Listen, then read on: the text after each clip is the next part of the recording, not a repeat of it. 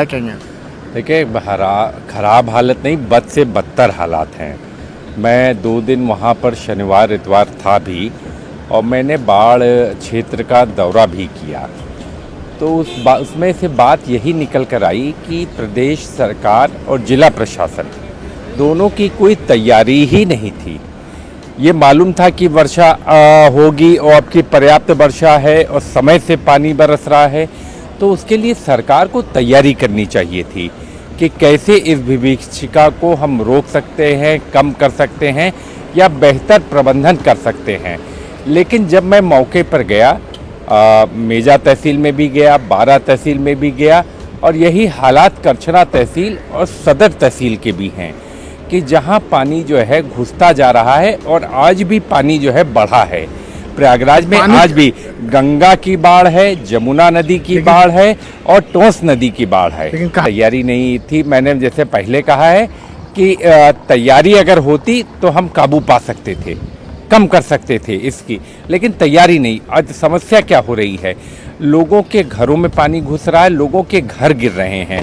सरकार की तरफ से कोई राहत की व्यवस्था नहीं है, कोई भी राहत का प्रबंधन नहीं है। जहां नाव चलाने की जरूरत थी, नाव चलाने की जरूरत नहीं।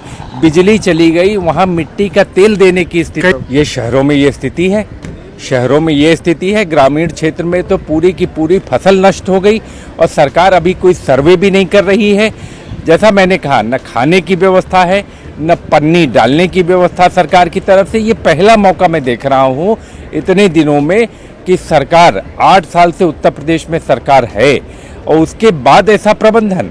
बहुत लचर व्यवस्था है, ये कागजी दावे हैं, ये खाली किताबों में दावे करते हैं, बड़ी बड़ी बात करते हैं।